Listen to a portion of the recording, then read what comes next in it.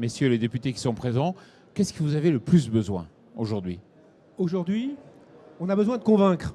On a besoin de convaincre les filières, on a besoin de convaincre les producteurs que le biocontrôle, c'est une réalité, que ça marche. Juste un exemple, il y a quelques semaines, nous avons organisé 3 séminaires avec les 60 meilleurs techniciens de la pomme en France. Val-de-Loire, Tarn-et-Garonne et Provence. Le constat qu'ils font, quel est-il?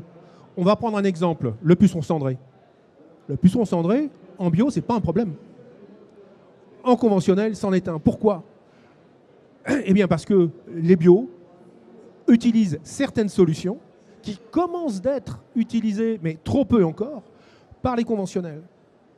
Et voilà un exemple très concret d'une solution qui existe, qui est là, grâce aux dérogations données par le ministère de l'Agriculture, il faut le dire, et qui satisfait pleinement, techniquement et économiquement, puisque cette solution, en fait, est moins chère que la solution conventionnelle qui peut être utilisée. Voilà. Et en plus, il y a un effet qui se coule, puisqu'une des questions qu'on nous pose souvent, c'est mais est-ce que c'est plus cher? Eh bien, je dis non. Je viens de vous répondre. Et le deuxième effet qui se coule, c'est qu'en plus, vous avez des auxiliaires. C'est-à-dire que dans les vergers, que ça soit dans le Limousin, que ça soit en Val-de-Loire ou en Provence, eh bien, vous trouvez, enfin, après floraison, vous trouvez des typhlodromes, etc., lorsque vous avez utilisé des produits biocontrôle, ce qui est généralement moins le cas quand vous avez utilisé des produits de synthèse. À efficacité égale, à l'hectare, c'est moins cher que les pesticides chimiques.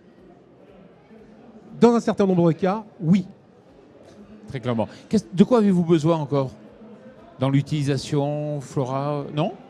Comme levier d'action? Alors, comme levier d'action, c'est changer les états d'esprit. Oui, c'est possible. Oui, on y va. Oui, c'est sûr. Oui, c'est efficace. Et oui, ça va vous rapporter, messieurs les producteurs et messieurs les filières.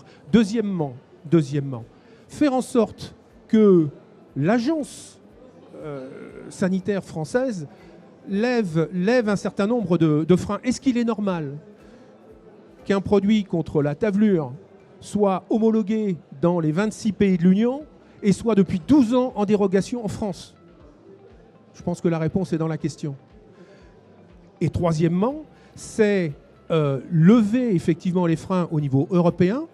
Il y a 17 pays qui se sont déclarés au mois de décembre favorables à une définition européenne du biocontrôle. Il y a des choses qui se concoctent en ce moment en faveur du biocontrôle et on a besoin de ces 3 leviers. 1, faire changer les esprits plus positifs. Oui, c'est sûr. Oui, c'est efficace. 2, lever les barrières nationales. Et troisièmement, lever un certain nombre de barrières au niveau international, au niveau européen, parce que les molécules, elles sont là.